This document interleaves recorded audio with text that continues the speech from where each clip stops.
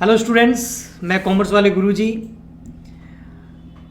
Students, मुझे पूरा पक्का विश्वास है कि आपकी बहुत अच्छी स्टडी चल रही होगी। आप अपनी बोर्ड एग्ज़ाम की तैयारी बहुत अच्छे से कर रहे होंगे और इस चैनल से भी आपको काफ़ी सारी हेल्प मिली होगी।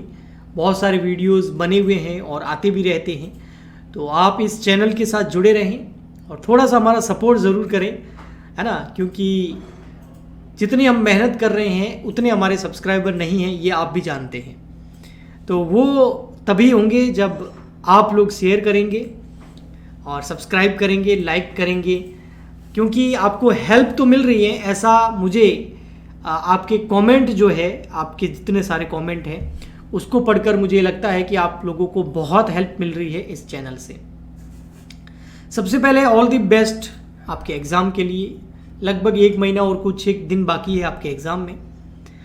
तो अब यहाँ पर इस पूरे महीने में इस चैनल पर मैं इम्पोर्टेंट क्वेश्चंस की सीरीज चलाऊँगा, जिसमें आज मैं बिजनेस स्टडी के सारे जो चैप्टर्स हैं उसके जो इम्पोर्टेंट क्वेश्चंस हैं, इम्पोर्टेंट टॉपिक्स हैं, उसका एक पूरा व्यू लेके आया हूँ। और ये टोटल 20 क्वेश्चंस होंगे, 20 क्वेश्चन है और ये इम्पोर्टेंट क्वेश्चन है। एग्ज़ाम में ये आएंगे और इनके आने की पॉसिबिलिटी यानी कि संभावना बहुत ज़्यादा है।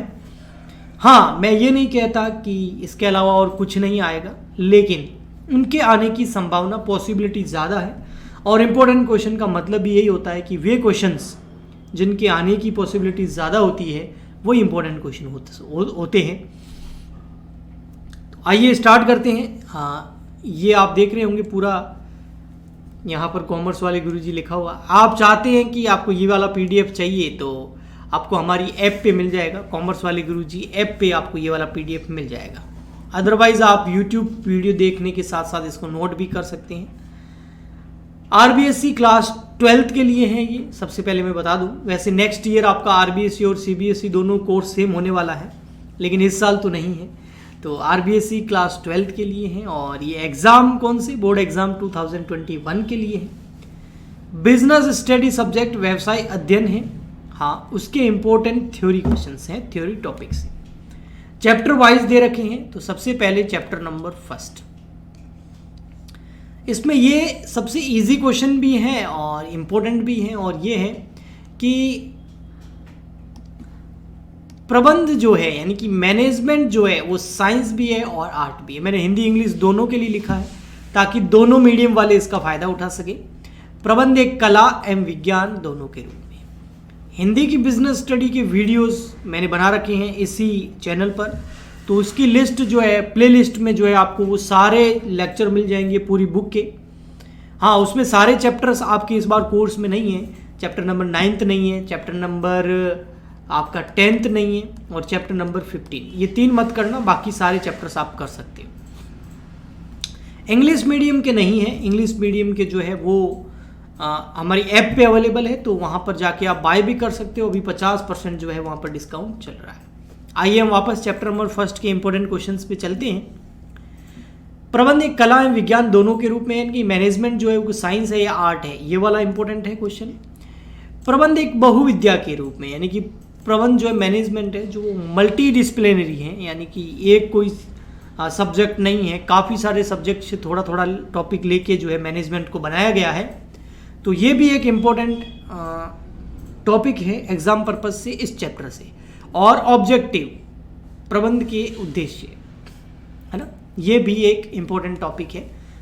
उसके बाद चैप्टर नंबर 3 की तरफ चले तो इसमें की फंक्शंस ऑफ मैनेजमेंट, प्रबंध के प्रमुख कार्य, वो इम्पोर्टेंट टॉपिक है। हाँ, मैं ये नहीं कहता कि इसके जो ऑक्सिलरी फंक्शंस हैं यानी कि जो इसके सहायक कार्य वो नहीं आएंगे, वो भी आ सकते हैं, लेकिन की फंक्शंस जो है, जैसे आपका प्लानिंग हो गया, ये की फंक्शंस है, आपको याद हो गया तो, या फेजेस भी बोलते हैं इसको, या ऑर्गेनाइजेशंस हो गया, इसके अंदर आपका जो है डायरेक्शन हो गया, और कौन सा हो गया, कंट्रोल हो गया, और कोऑर्डिनेशन हो गया। हिंदी में बोलते हैं, जैसे आप इसको नियोजन बोल सकते हैं। प्लानिंग मतलब हिंदी मीडियम वाले इसको नियोजन बोलते हैं, नियोजन।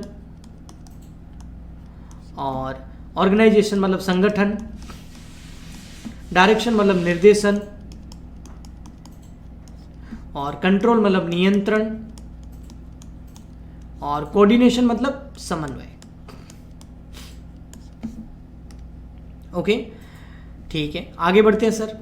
उसके बाद प्रबंधकीय स्तर और पदानुक्रम, मैनेजमेंट लेवल जो है वो इंपॉर्टेंट है। और कौन से इसमें क्वेश्चन भी आप अगर ध्यान देंगे इस चैप्टर में आपको मिल जाएगा कि क्या सारे मैनेजर जो है वो इन सभी कामों पर बराबर टाइम देते हैं, तो उसका आंसर था नो। याद है इसके अंदर है कि भाई जो लोअर लेवल के मैनेजमेंट है वो अलग, जैसे सुपरविजन पे ज़्यादा ध्यान देते हैं, हायर लेवल के मैनेजमेंट प्लानिंग पे ज़्यादा ध्यान देते हैं, है ना, तो वो वाला टॉपिक वो करना। और 3 लेवल थे, मिडल, टॉप और लोअर लेवल, वो आप कर लेना, ठीक है। फिर आते हैं चैप्टर नंबर 3 की तरफ। चैप्टर 3 के अंदर ये मोस्ट इंपॉर्टेंट है, क्वेश्चन नंबर 6 जो मैंने दिया है, 14 management principle of Henry fuel. ये हेनरी फ्यूल के जो 14 सिद्धांत है ये आपको मुंह पे याद होनी चाहिए फुल डिटेल के अंदर। या तो इसमें से 6 नंबर का क्वेश्चन आ सकता है, या कोई 2 नंबर या 3 नंबर का क्वेश्चन आ सकता है, जिसमें आपको 2 या 3 कोई भी मैनेजमेंट के प्रिंसिपल के बारे में, हेनरी फ्यूल के प्रिंसिपल के बारे में पूछ सकते हैं। उसके अलावा मेरे हिसाब से ये जो 3 टेक्निक्स है, मैनेजमेंट की टेक्निक है आपके कोर्स के अंदर, 3 टेक्निक है, उनमें से कोई एक एग्जाम के अंदर 101% आएगी, तो इसको आप बहुत अच्छे से कीजिएगा। टेक्निक कौन कौन सी है, तो फर्स्ट है मैनेजमेंट बाय ऑब्जेक्टिव, यानी कि उद्देश्यों द्वारा प्रबंध, हिंदी मीडियम में बोलते हैं प्रबंध। थोड़ा सा गला बैठा हुआ है, दिन भर पढ़ा पढ़ा के आवाज़ नहीं निकल रही है, आप समझ सकते हैं इस बात को, क्योंकि एग्जाम टाइम चल रहा है, बहुत सारे बैच लग रहे हैं। मैनेजमेंट बाय एक्सेप्शन, यानी कि MBO, यानी कि अपवाद द्वारा प्रबंध, अपवाद द्वारा प्रबंध, मैनेजमेंट बाय एक्सेप्शन, है ना। और SM यानी कि स्ट्रेटेजिक मैनेजमेंट, यानी कि व्यू रचनात्मक या रणनीतिक प्रबंध, व्यू रचनात्मक या रणनीतिक प्रबंध। तो इन तीनों में से कोई एक आएगा। व्यू रचना के बारे में तो आप अच्छे से जानते होंगे अगर मेरे कंटिन्यू वीडियो देखते हैं तो, है ना। स्ट्रेटेजी कैसे बनाते हैं ना, 2 मंथ की स्ट्रेटेजी आई थी ना, वीडियो आया था ना, वैसे वैसे 1 मंथ का भी आएगा। ओके, तैयारी कैसे करें। हाँ, आगे चैप्टर नंबर 4। चैप्टर नंबर 4 के अंदर एक non financial techniques of motivation. वैसे चैप्टर नंबर 4 मोटिवेशन यानी कि अभिप्रेरणा का है, तो उसकी अवित्तीय तकनीकी, वित्तीय वाली नहीं, उसमें तो कुछ था ही नहीं, सैलरी बढ़ा दो, बोनस दे दो, वो वाला था। अवित्तीय तकनीकें जो थी, प्रमोशन करा दो वगैरह करा दो, है ना, गिफ्ट दे दो, वो वाली तकनीकें, तो वो इसके अंदर इंपॉर्टेंट है, वो एग्जाम में आ सकती है। उसके अलावा theory of concept of motivation जो है, अभिप्रेरणा की विचारधाराएं, आपको याद है कितनी थी, 4, है ना, ये देखो 4 थी। उसमें से कोई भी एक बड़ा 6 नंबर का क्वेश्चन आएगा, एक कोई 3 या 4 नंबर के क्वेश्चन में आपसे पूछ सकते हैं, इसके अंदर से आ सकती है। इसमें मास्लो की थी, है ना, मास्लो की विचारधारा, वो पक्का करना, Abraham H Maslow. X and Y theory of McGregor, है ना, X and Y नेगेटिव और पॉजिटिव वाली, है ना, X फैक्टर और Y फैक्टर, नेगेटिव और पॉजिटिव फैक्टर। हर्ट्जबर्ग 2 फैक्टर थ्योरी, इसमें भी 2 फैक्टर बताए गए हैं, है ना, तो ये करना। और विलियम ओची, वो जैपनीज कंपनी और अमेरिकन कंपनी को कंपेयर करके जो उसने एक प्रिंसिपल दिया था, थ्योरी दी थी कि why Japanese companies management is better than American companies, है ना, थ्योरी जेड नाम की एक बुक पब्लिश हुई थी वो। तो ये इन चारों में से पक्का कोई ना कोई 2 क्वेश्चन आने की संभावना, पूरी पॉसिबिलिटीज हैं। चैप्टर नंबर 5 जहाँ क्वेश्चन नंबर 10 है आपका, छोटा सा चैप्टर है, इसके अंदर कैरेक्टरिस्टिक्स और क्वालिटीज दे रखी है, तो मेरे हिसाब से क्वालिटीज इंपॉर्टेंट है, नेतृत्व के गुण जो है वो इंपॉर्टेंट है, तो वो ज़रूर करना। फिर बात करें अगर हम चैप्टर नंबर 6 की, तो 6 के अंदर जो है आपको यहाँ पर एक ही क्वेश्चन मैंने दिया है, question number 11, functions of marketing management. मेरे हिसाब से ये इंपॉर्टेंट है, इस बार क्वेश्चन एग्जाम में इसके बारे में कुछ आ सकता है, इसके अंदर से कोई पॉइंट आ सकता है कि मार्केटिंग मैनेजमेंट के फंक्शंस क्या है। इसके अलावा ये नहीं है कि और कुछ नहीं आएगा, है ना, लेकिन ये इस चैप्टर में मुझे इंपॉर्टेंट लगता है। फिर बात करते हैं चैप्टर नंबर 7 की, और चैप्टर नंबर 7 जो है ये सेल्स प्रमोशन के बारे में, यानी कि विक्रय संवर्धन के बारे में, है ना। तो इसमें विक्रय संवर्धन सेल्स प्रमोशन के मेथड्स जो है उनमें से कोई क्वेश्चन आ सकता है, कुछ मेथड पूछे जा सकते हैं आपको। और ये 2 तरह के मेथड थे, अगर आपको याद हो, ये चैप्टर अच्छे से किया हो आपने। एक था कंज्यूमर प्रोटेक्शन मेथड, यानी कि उपभोक्ता संवर्धन विधियां, और एक था ट्रेड प्रमोशन मेथड, व्यापारिक संवर्धन विधियां। अगर आपने अच्छे से पढ़ा होगा तो आपको पता होगा कि सेल्स प्रमोशन के 2 मेथड थे ऑब्जेक्टिव के बेसिस पे। कंज्यूमर प्रोटेक्शन यानी कि कंज्यूमर प्रमोशन, प्रोटेक्शन नहीं सॉरी प्रमोशन है, तो कंज्यूमर प्रमोशन जो मेथड था उपभोक्ता संवर्धन विधि, उसमें हम कंज्यूमर को प्रमोट करते थे, कंज्यूमर को आकर्षित करते थे। लेकिन ट्रेड में हम जो मिडल मैन होते थे, ब्रोकर्स होते थे, उनको हम अपनी ओर खींचते थे। तो ये 2 मेथड थे, इसके अंदर पॉइंट्स है काफ़ी सारे, तो ये ज़रूर करें। फिर बात करें चैप्टर नंबर 8 की, एडवर्टाइजमेंट। और इसमें वैसे एडवर्टाइजमेंट बहुत इजी चैप्टर है, लेकिन इसकी टेक्निक आप बहुत अच्छे से कीजिएगा, विज्ञापन की तकनीकें आप बहुत अच्छे से कीजिएगा। फिर बात करें चैप्टर नंबर 11 की, तो वो है आपका qualities of a successful entrepreneur, यानी कि एक सफल उद्यमी के गुण। वैसे इसके अलावा भी और एंटरप्रेन्योरशिप के बारे में, उद्यमी के बारे में बहुत कुछ है इस चैप्टर के अंदर, उसको रीडिंग लगाइए, अच्छे से समझ लीजिए, लेकिन ये चीज़ आप बिल्कुल अच्छे से याद करना, रटना। उसके बाद चैप्टर नंबर 12 वो है आपकी meaning of EDP, entrepreneurship development program, है ना। तो वो ईडीपी जो है वो उसकी फुल फॉर्म पूछ सकते हैं, और इसका जो है मीनिंग ज़रूर याद करना। और उसके बाद क्यों ईडीपी क्यों चलाए जाते हैं, एंटरप्रेन्योरशिप डेवलपमेंट प्रोग्राम चलाने का ऑब्जेक्ट क्या, उद्देश्य क्या है, वो ज़रूर करना। उसके बाद इसकी इंपॉर्टेंस भी करना कि ईडीपी की क्या ज़रूरत है, क्या आवश्यकता है, क्या नीड है, क्यों ये हमारे लिए इतना इम्पोर्टेंट है। फिर चैप्टर नंबर 13 आता है आपका, और ये है इंश्योरेंस से रिलेटेड। तो इसके अंदर मैंने 3 क्वेश्चन डाले हैं, क्वेश्चन नंबर 17, 18, 19 नोट्स के हिसाब से।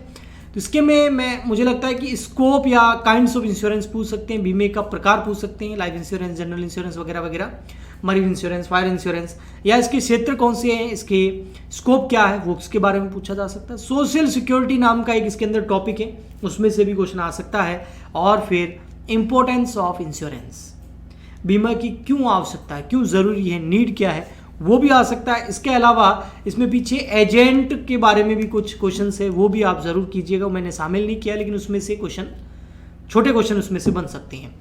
फिर आता है अपना चैप्टर नंबर 14, इसमें खूब सारी रेस्पॉन्सिबिलिटीज़ दे रखी है, तो वो इतनी सारी आप लर्न नहीं कर सकते, रट नहीं सकते, तो उनको आप समझें और रीडिंग लगाए। इसके अलावा जो याद करने लायक है वो है CSR, कॉर्पोरेट सोशल रेस्पॉन्सिबिलिटी, और इसके अंदर इसके प्रोविजन आपको देखने कंपनीज एक्ट 2013 के हिसाब से सेक्शन दे रखे हैं, सेक्शन 135 दे रखा है, आपको 134 दे रखा होगा, तो वो धारा है, वो सेक्शन आप अच्छे से याद ज़रूर करें, उसमें से क्वेश्चन बन सकता है।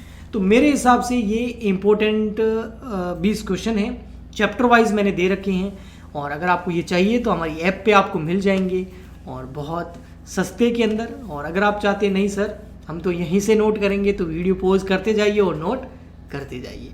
लेकिन अगर आप ऐप पे करेंगे ना, तो उसमें क्या होगा, आपको ये तो मिलेंगे ही मिलेंगे, इसके अलावा आपको सारे पूरी बिजनेस स्टडी जो है ना, बिजनेस स्टडी पूरी जो है, उस बिजनेस स्टडी के आपको पूरी के चैप्टर वाइज नोट्स भी मिल जाएंगे, है ना।